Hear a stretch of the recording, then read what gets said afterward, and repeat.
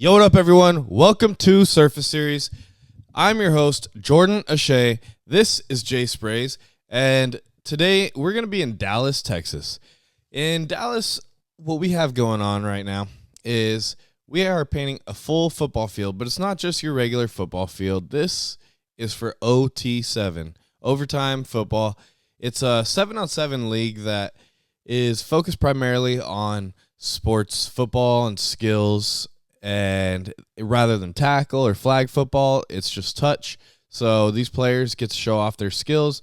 They get to prove what they really got going on, and it's this huge nationwide tournament. It goes in Dallas. The finals are in Miami. It's everywhere. So this was a pretty cool field to do because this logo wasn't just a regular logo with the end zones done. It was that, but everything was stepped up a little bit. So we had a few logos on the field. The center logo was just out of this world. I was excited to be able to be a part of it. The end zones were awesome. Everything, all the little touches that we had outside of it were very cool. And this is smaller than a normal size football field.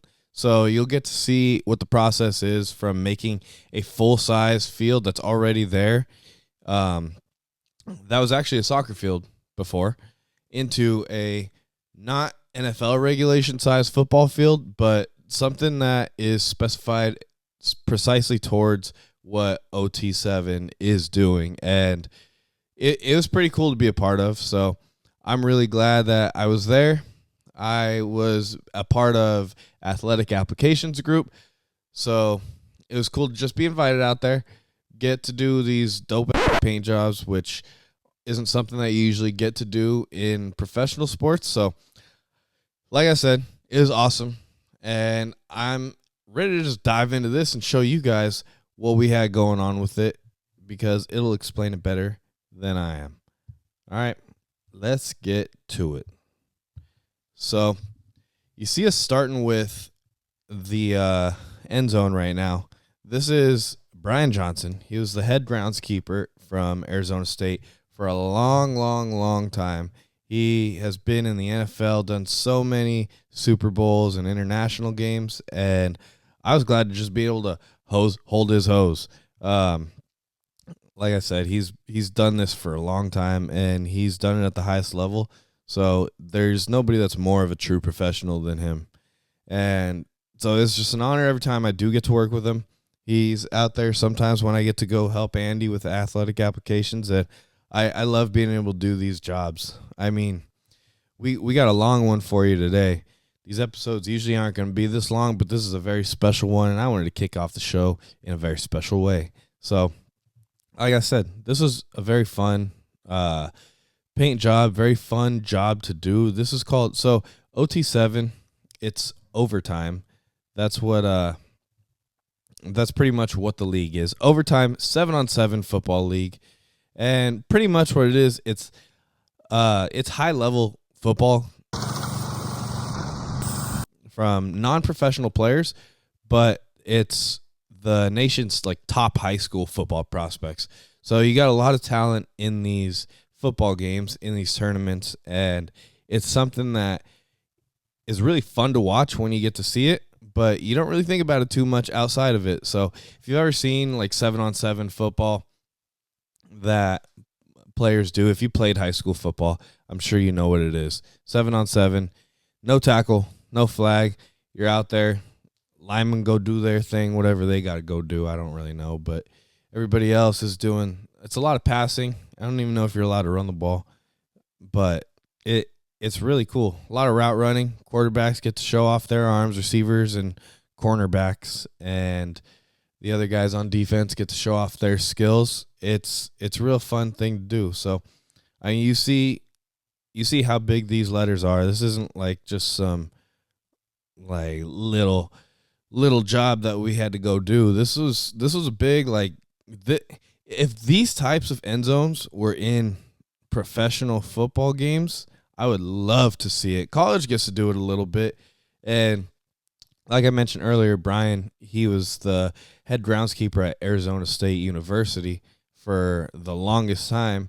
He had some of, by far, the coolest football field designs that I've ever seen.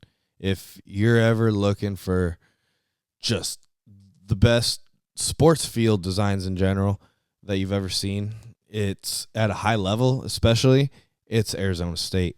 And this is the guy who was running it for a very long time.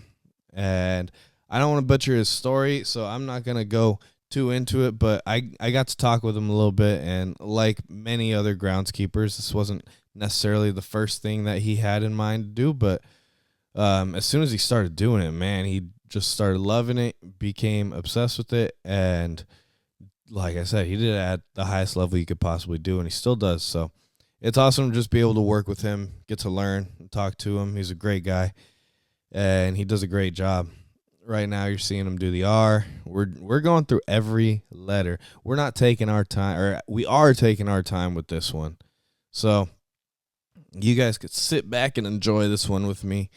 The end zones were pretty long to do. So this first part of this episode is going to be the end zones, and then we're going to get into the center logo, which Brian also paints. And my God, that center logo was badass, because it was not just Overtime's regular logo. It was also like a little twist. We got to be a little creative with it.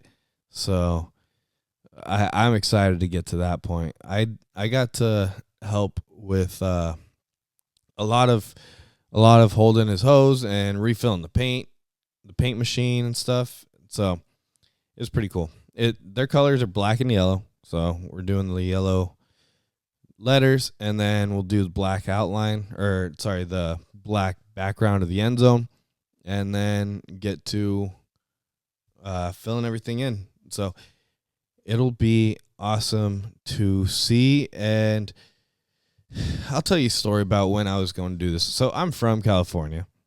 This was in Dallas. Yes, I traveled to go do this, and just like all the guys here on this crew do, I was at the NFL groundskeepers meetings right before this in Boston, or New England. So I came from Boston, and I was supposed to go back home. Ended up going straight to Dallas from Boston. Worked these 2 long days. I mean, we were there the entire day. I went straight from the airport. I think I landed around 10, 11 a.m. in Dallas.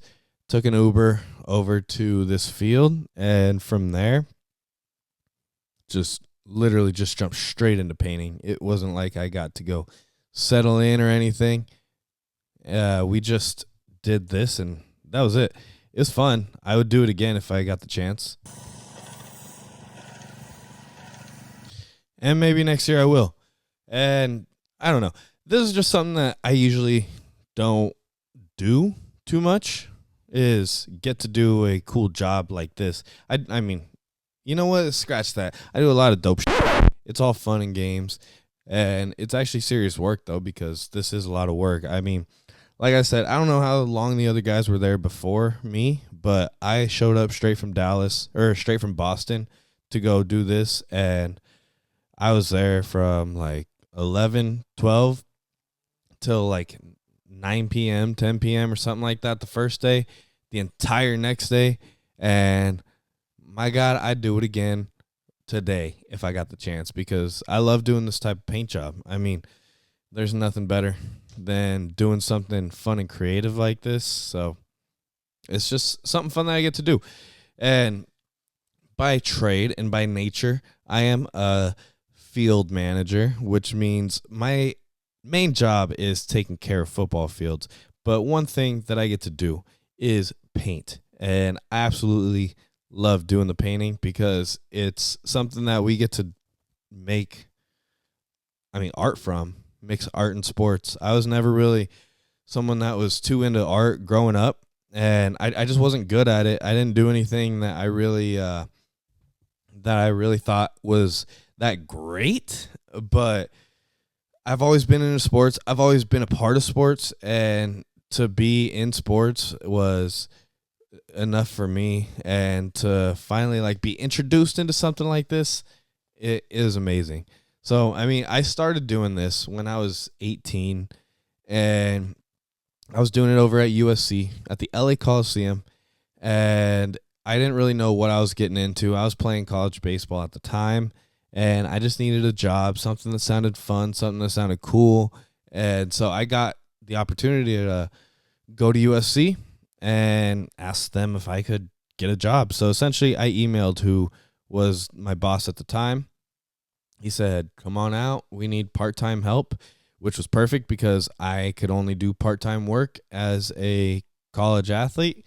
That schedule is crazy in itself.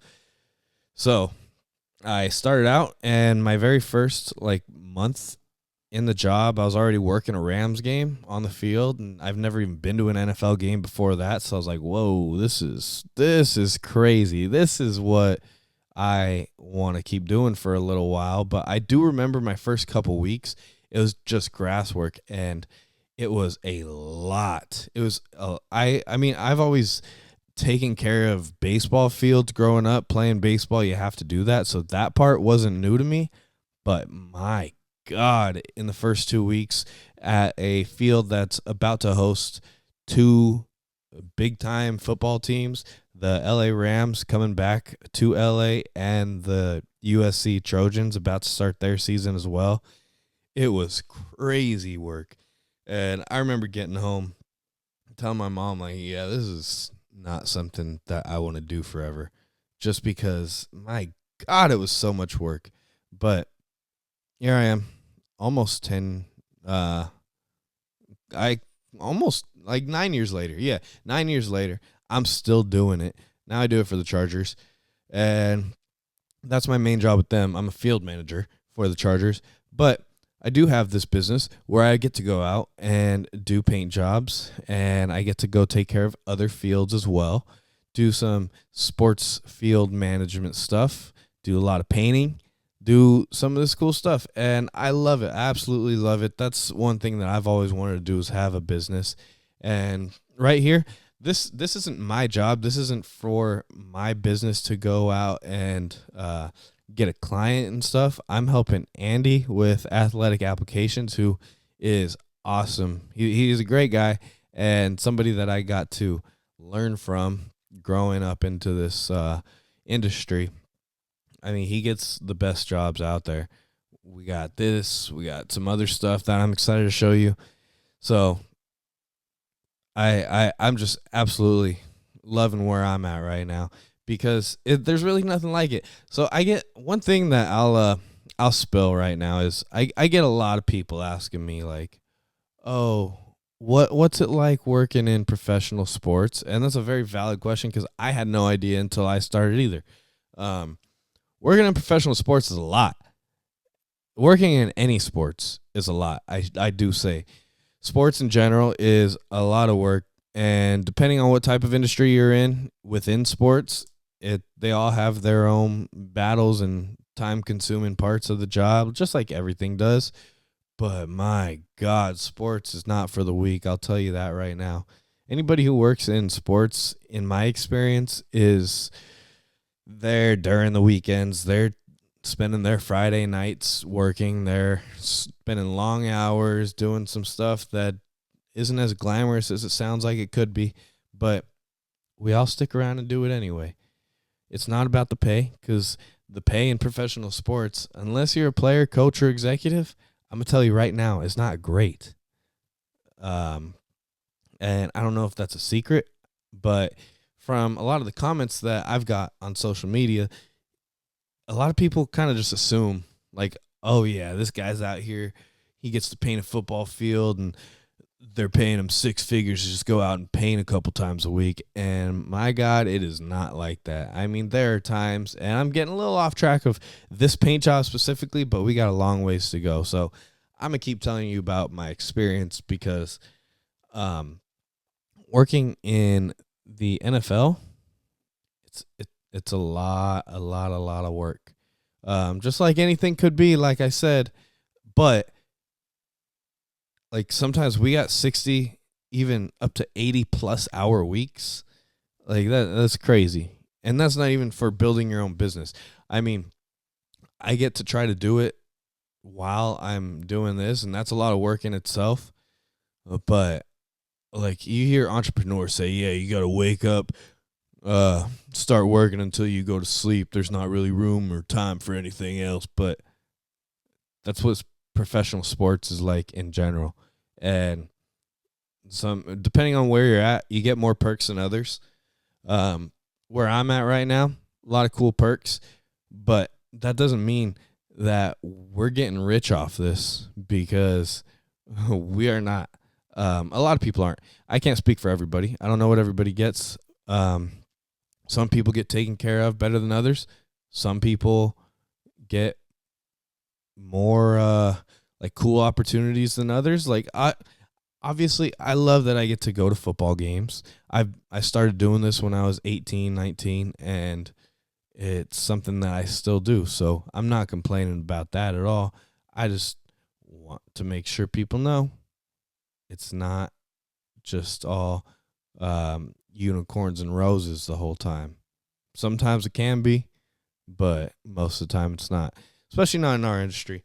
But it's really cool regardless of the fact, because we get to do cool stuff in our jobs that most people would pay to go do. So I'm not complaining about it that much. But back to this paint job. I mean, this is starting to come together. That's one of my favorite parts about doing these types of paint jobs, is seeing it come together. You saw it all dotted out and then start doing the lines, the outlines of the letters, start filling it in. Now we're doing the outlines of the letters. Like, my God, it's starting to look nice. So that's typically what we do in an end zone. We put the stencil out, dot it for all the letters and whatever logos there are in there, and you outline all of the letters and everything. Once you get the outline, then you fill it in like we did in the last part of this, and then you start to outline the letters, and that's typically what is going to be the background color of the end zone. So just like you see right here, or letters are yellow, and the background of the end zone is going to be black. So that's what this wheel is for, is to keep a nice crisp edge along the yellow and just keep it looking nice, because it's looking beautiful. I mean, right here, we just got some professional work. We have another professional. He's in professional soccer, and he's doing a great job. This is something that obviously it takes skill to do, but you can learn. You can learn. Anybody can learn anything. I truly believe that. I'm not saying everybody's going to be the best at everything just because they can learn. You got to put a lot of time into it, but my God, it's awesome. I mean, this guy also used to be in the NFL too, so it's not like he's just jumping up and starting painting his first day and doing it this good. It takes some time to learn, it takes some time to get figured out. But one thing that I figured out with not just painting, but pretty much everything, is that the best way to learn and get better at something is just get in there and do it. I mean, my first couple years at USC, where I was getting the field ready for games, painting it before games for USC and the Rams and other events too, there was a lot of stuff that I got to do and learn that I never did before. But I didn't get to paint for the first like 2, 3, maybe even 4 years. I'm not sure. And so once I started to do it, I was like, oh, this is something that I really got to be doing well, because hundreds of thousands of people could see this, depending on the game, millions maybe, I don't know. So it's something that can be a little intimidating, but this, with anything else, you just have to do it. You're not going to get better if you don't just do it. The players start doing it when they're young. That's why they can do it now at this age. But like everything else, there's levels to it. They start when they're young as an athlete. A lot of people play sports when they're young. Then you get to high school. Competition gets better than when you were young. Then you get to college. Competition gets better. Less people are doing it. Then you get to the pros. Competition gets way better, and even less people are doing it. So it's just like anything else. Painting, I'm not saying being a painter is like being a professional athlete, but if you're a professional field painter, like what you see we're doing, it does take some time. and it does take some learning. There are learning curves that get into it. And even then, we're not perfect. It might seem perfect when you're looking at it on TV, but I'm going to let you in on a little secret right now. We do make mistakes even for NFL games. It's not like anybody is going out there and just being perfect at their job every single day. And if somebody is out there and they're perfect every time, I want to talk to them and learn from them so I could do that, because that's just something I don't know is possible, to be perfect. I mean, even sometimes when it's not your fault, I guess technically it is, but sometimes you could be painting and your painter or the paint tip gets clogged and then it sprays out sideways and paint gets on a spot that it shouldn't be at. You just need to figure it out and correct the mistake when they come. So it's just like anything else. Figure it out, fix your mistakes, and keep moving. Not everything is going to be perfect, but you try to make it look as perfect as you can. And one thing that it took me a little bit to realize, even when people would tell me when I first started doing this type of stuff, is some mistakes that you see on the field or something that you might notice that's bothering you, somebody up in the stands isn't really going to notice. And I did find that to be true, because I don't really notice any mistakes when I'm watching a football game, baseball game, anything like that. And if you notice, it's probably a pretty bad one. So here's me. Now, been talking about myself for a little bit in this, but I got to paint the background of the end zone for this job, and it was cool being able to do that part. I love doing the background. I love doing it all, really. It doesn't really matter to me which parts I'm doing. So I guess that's a good thing, because I could do any of it, but doing the background's fun. It just takes forever. And you see my feet? Yeah, I like to paint without shoes. If you got a problem with it, that's fine. I don't care. And you might think like, oh yeah, this was turf. You're in Dallas. It was hot. Yeah, it was hot. It was pretty warm out there. And my feet actually weren't as hot as you'd think they were on the turf. This was a nice field. I like this field. One thing that I don't know if people realize is that there are different types of turf, and turf doesn't just mean artificial turf. Turf is turf grass as well, but this is synthetic turf right here. This isn't real grass. And some attracts more heat than others. This one wasn't too bad. I got to be barefoot the whole time, and I do see this end zone. Nice and beautiful. Boom. I like that. So tell me what you think about the end zone, but now we're on to the center logo. We got BJ out there again, getting it ready. And the OT7 logo that we're doing, or the overtime logo that we're doing in the center right now, it's a little like, I guess, spiced up version of their regular logo. And it's pretty cool. It's pretty much a football in the center. Yellow, black, white, and you'll get to see it come out. This is honestly a fun process, because sometimes, unless you're looking at like the picture of what it's supposed to look like, if you're just looking at those dots after it's already stenciled down, you may not even know what it's supposed to be. And like I said, it's fun to see it start developing. Like you see, like, oh, these are seams on a football. All right, I can start to see that, but I don't really see anything else yet other than a bunch of black dots on the field. And I'm excited to see this start to come together. One thing I will say about overtime and being here for this job and this field getting ready is that this is a legit production. I mean, my God, I've never seen 7-on-7 football be like hyped up this much. I was even sitting at our facility at the Chargers, and I was eating lunch one day, and I saw on our TV for like probably a week or two straight overtime OT 7-on-7 commercials for this event. And that was pretty cool to see, because I was like, hey, I was just there. I just did that. That's fun. I like seeing my work on TV, and I don't know if I could see my, like, this actual field, but it's fun to get to see it.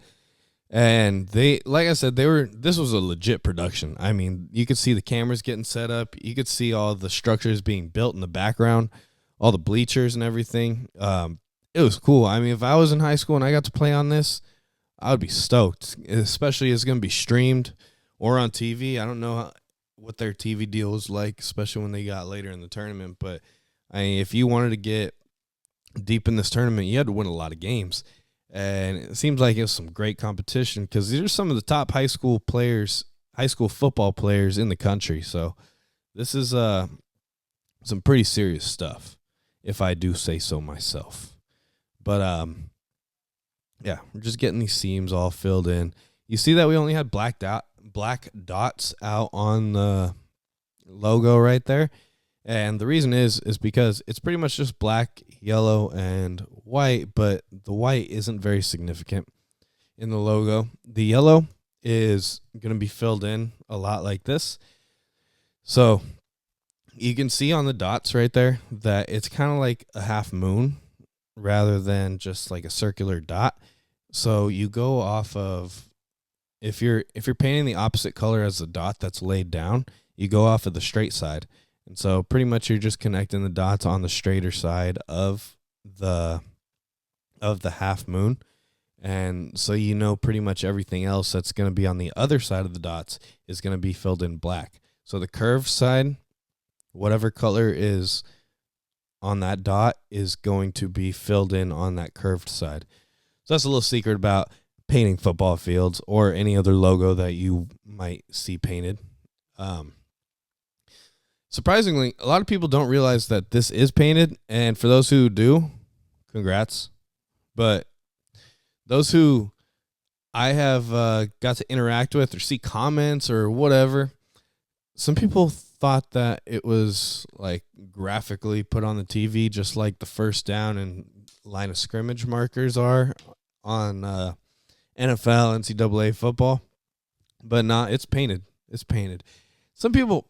You know what comments kind of piss me off, and I don't really get pissed off from comments, but some of the stuff that's just like ignorant is, why don't you put, and hey, if you think this, I'm going to tell you why you're wrong. Why don't you put projectors down onto the end zones or the logos so you don't have to waste all this paint, you don't have to blah, blah, blah, this and that. If you put a projector, have you ever stood in front of a projector screen?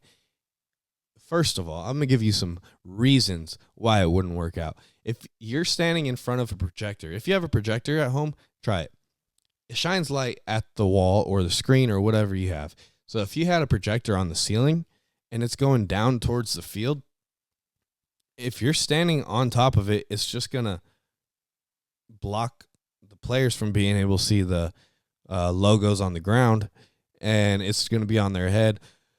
Imagine trying to get a pass, especially think about it. It's fourth quarter. It's a 3-point game. This game determines whether or not you go to playoffs.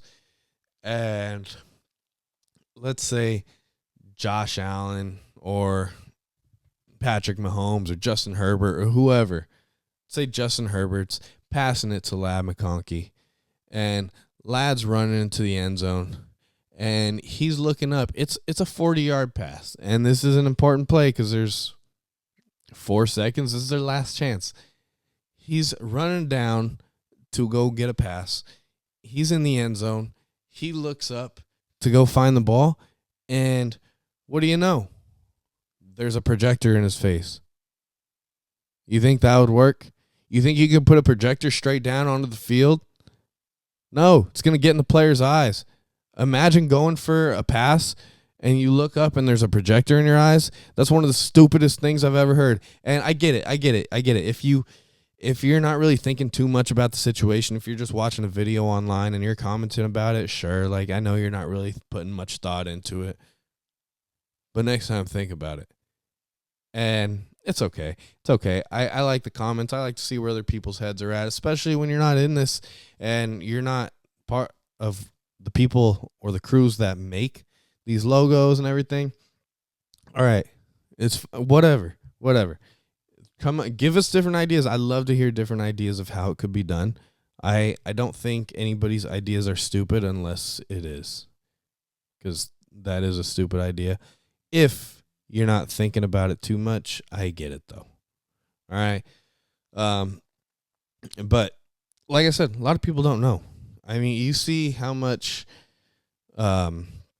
these teams and these professional sports organizations and college are worth. You think that literally anything in the world is possible, and it kind of is, but it's not. The people that work in it, we got to deal with a lot of obstacles sometimes, and it's not just smooth sailing every time, but we're professionals and we make it work. That's our job. That's why we're here. I'm not saying this is a job that only we can do and nobody else is allowed in it, because that's simply not true. Like I said earlier, anything is possible. So anybody can get good at anything, almost. Some exceptions. But I just wanted to clear the air on some stuff that I hear from other people. And like I said, you don't really know unless you're in it. I don't know a lot of different things. I don't know how to cook an oyster properly or prepare an oyster properly. I don't think you cook it. Yeah. No, like I said, there's a lot of stuff that you just don't know. And in sports, you see players getting multiple millions to go play, and it's awesome. I'm really happy for them. I'm really happy for the guys that I like, the guys that I know, the guys who really go out there and ball out. I respect the players for going out there and doing it. I respect the coaches who, my God, just like anybody else who works in sports, they put in some serious time. Firsthand experience, just seeing coaches, some of them during season I've rolled up to work at 4 a.m. because we had something that we had to get done that day, and Nick Hardwick was already in the gym working out, and he's a Chargers coach, and I'm sure he's not the only one that does this, but coaches, staff, these people amaze me. They get after it, and sometimes they're there until 7, 8, and 9 p.m. Scouts too, my God, scouts in the NFL, they work crazy hours. There are scouts that go travel. There are scouts that are at the facility. There are scouts that do other things. A lot of general managers were scouts, if not all of them, before that. So, like I said, I respect a lot of people that work in sports, and it's a lot more work than you might think, and it's a lot more work than you see, and that's for sure, because it's not something that's just easy to do. You really need to make sure you sit there and dedicate a lot of time to it if you want to be into it. And like I said, don't expect to just get rich off of it right away. That's just not how it works. A lot of people don't get rich. A lot of people in sports don't get rich. But a lot of people spend a lot of time away from their families. They spend a lot of time at the facility. And depending on which organization you're with and what situation they're in, sometimes you may get to bring your family. Sometimes you may not. Sometimes you may be working the whole time. Sometimes you may get fed. Sometimes you may not. I don't know. There's a lot of situations that go into it, and every team is not the same. Every team is not an equal. And just because a team has a really good season doesn't mean they treat their employees any better. Doesn't mean they treat their employers any worse. Employees. So there's a lot that goes into it, like I said, and from firsthand experience, I'm on my 9th year of working in professional sports. It's crazy. It can be absolutely crazy. And I could sit here and talk about it all day, which I just might do. But obviously, just in case you were about to comment this, or if you had this thought, like, nobody said you had to be doing it. Nobody said you had to be there. I know. I didn't say anybody was telling me to. I think your career is a choice. I think everything you do is a choice. Now, that doesn't mean that some people have to do something in order to have a good life or provide for their families or whatever else it could be. But everything you do is a choice. I could choose to wake up and not go to work. I could choose to quit and do something else. I could choose to put even more time into work. I could choose to do anything I want. So can you. So like I said, anything that you do is a choice, and I choose to live this type of life because it works for me. I love it. I'm good at it. I get to meet awesome people like Brian right here, who's good at it and loves it. And by the way, he's retired now. What kind of job do you think you could do? Or what kind of job allows you to have such a prolific career, do as well as he did, be as high profile as one could be in his product being shown to the public, that is, retire, and still get to do this type of stuff? He's still at the Super Bowls. He's still at the NFL international games. He's still doing these cool paint jobs in Dallas, in Arizona, and wherever else he wants to. He gets to choose what he wants to do. That's because he's one of the best, and he's met some great people that have given him the opportunity to have great opportunities as well. So you choose to do anything you can. And yes, luck is a factor in almost anything, but rather than the term luck, I like to say fortune. I like to say you're fortunate. But yes, lucky is a thing, but it's also when preparation meets opportunity.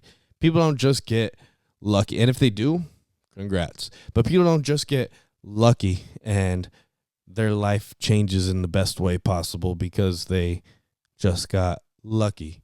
They did have to do something to put themselves in the position to be able to get lucky.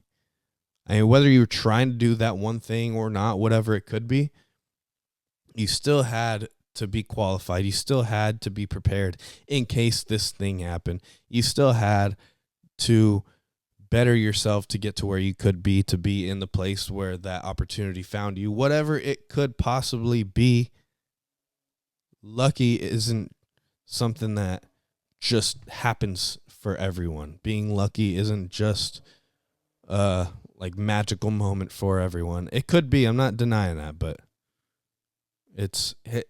I think a lot of people discredit, especially athletes. Athletes get discredited so much. Say, oh, he's lucky. He sucks. Anybody in professional sports does not suck. I'll tell you that right now.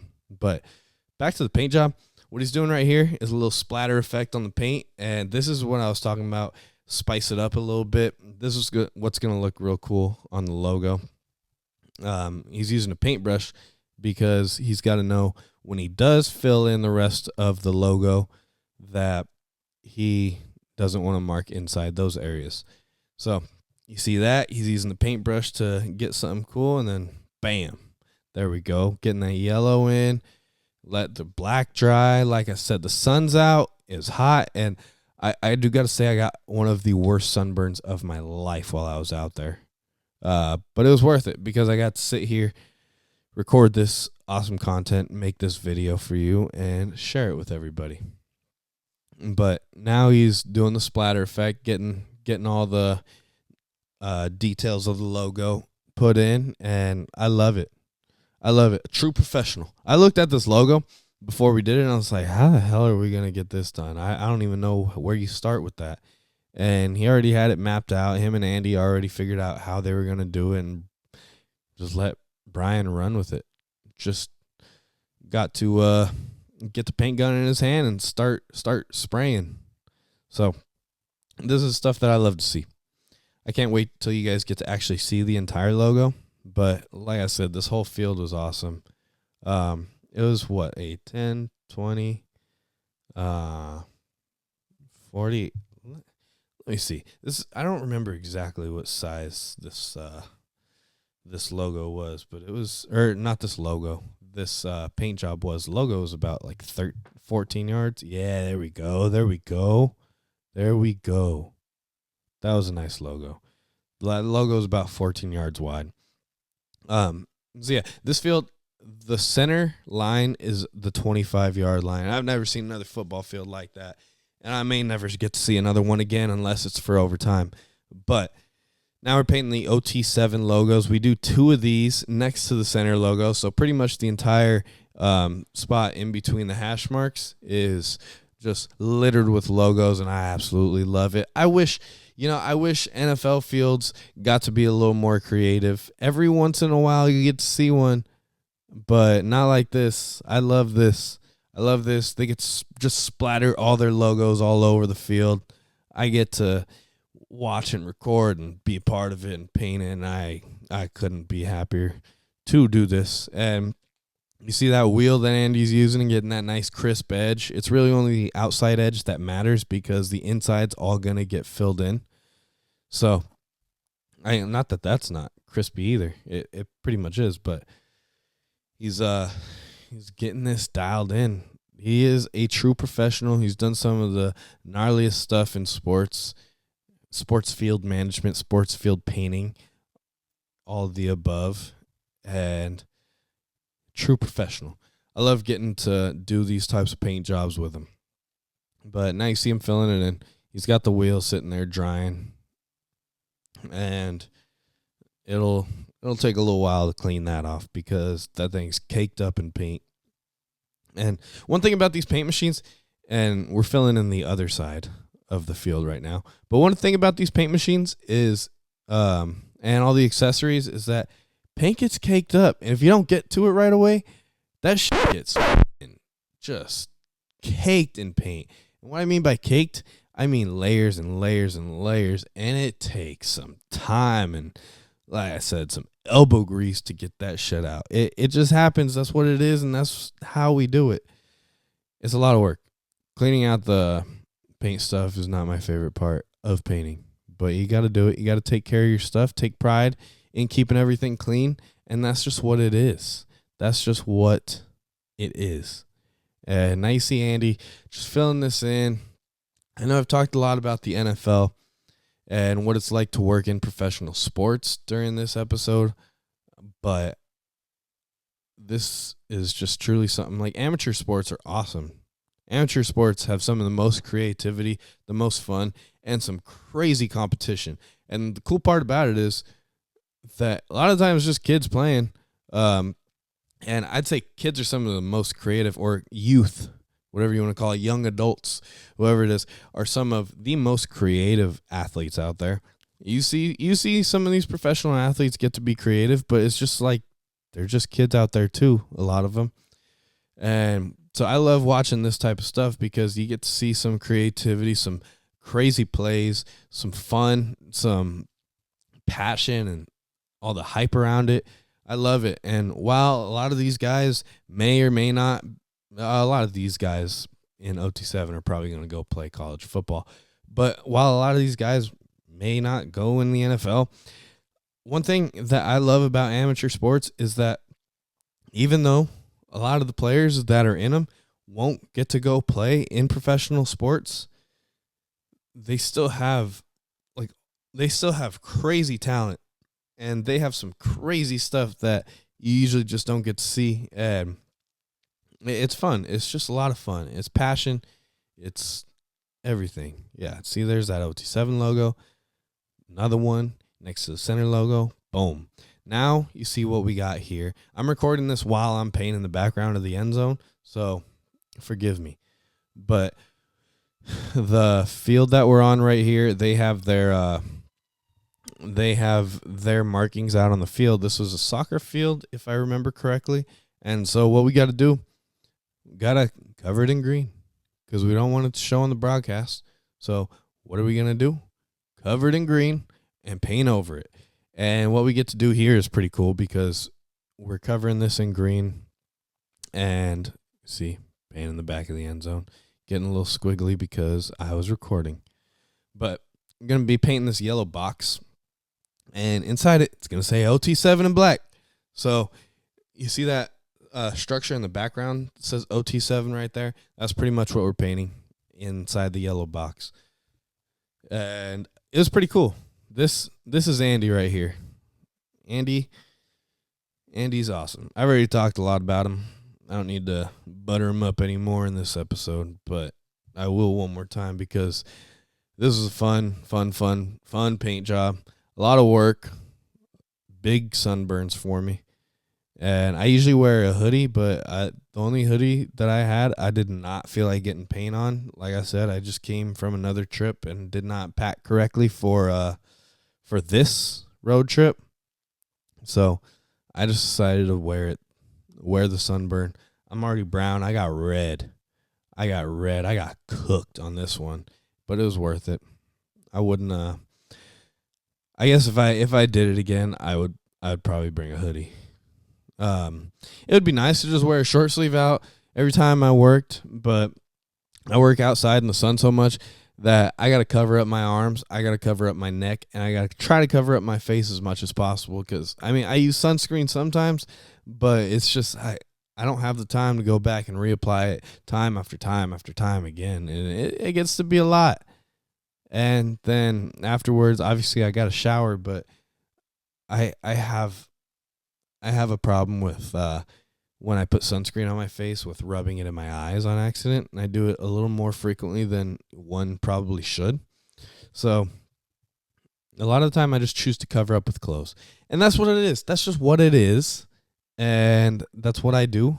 And now we're out here just making fun art, fun stuff, fun things to do, having a fun, jolly old time. That's what we're doing. That's what we are. And that's what this is about. Now you got the stencil down. You got Andy and Dre down there getting it done. I'm just an accessory to this piece of the puzzle now. And you know what? I'm glad that I am. Like I said, this was a fun thing to do. And I'm glad that I got to be a part of it. And yeah.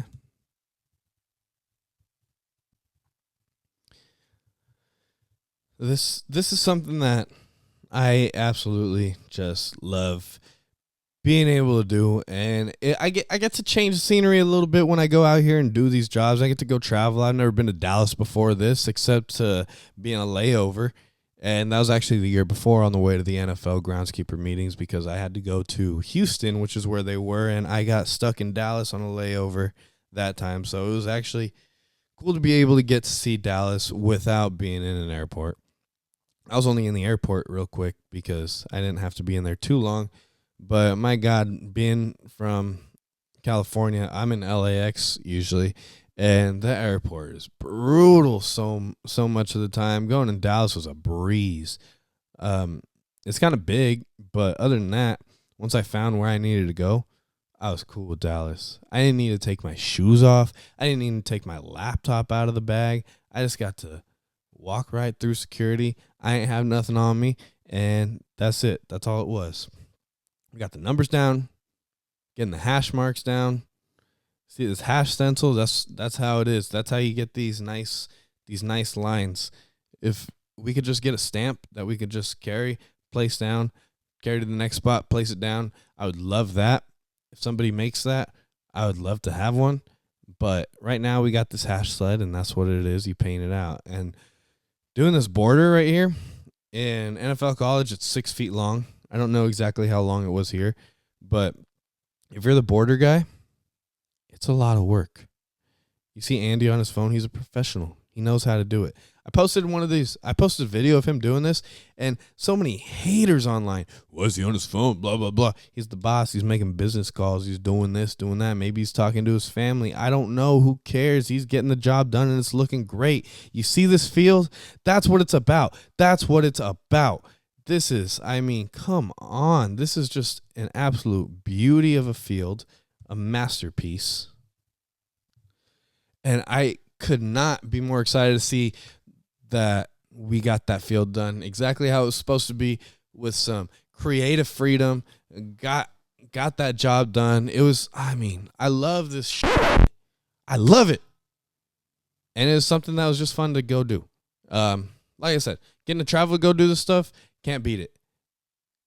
I wish that maybe there was some shade, but you know what? It's better for the sun to be out so the paint get dry. So scratch that. Who cares? But my God, this was fun to do. I love doing it. I hope you love seeing it because I got so much more to show you, and this is only the beginning. OT7, thanks for having me. I don't even know if you know who I was when I was there, but Now you do, and this was a fun time. Thanks, Andy, for bringing me out, getting to do these creative paint jobs, getting to do all this stuff. I mean, I'm going to keep painting with no shoes on as long as I can. I'm going to do it, and I'm going to keep showing you. I'm going to keep showing you these paint jobs. I'm going to keep telling you what I do for work, what some secrets about professional sports, college sports, any sports, getting to show you all the different type of stuff that I can in sports. I mean, one thing that I absolutely want to do, one of my goals with life and j.sprays goals is to shine light on the people that work in sports and shine light on all the work that goes into making sports happen and just show how people get to where they are. So if that's stuff that you want to see, keep watching because I have so much more to show you. I have been in this for just about a decade, working in this side of it, but I've been in plenty other sides rather than just groundskeeping, field painting. I've been a player. I've been in the administrative side. I've done multiple things. I know a lot of people. I'm excited to bring other people around to show you and teach you some stuff. So keep following, subscribe, and join me on this journey because I don't think a lot of the people that work in sports get enough of the recognition that they should. And I just really want to show everybody what really goes into it. So thank you for being here. Thank you for watching. And I'm excited to see you again next week. Peace out.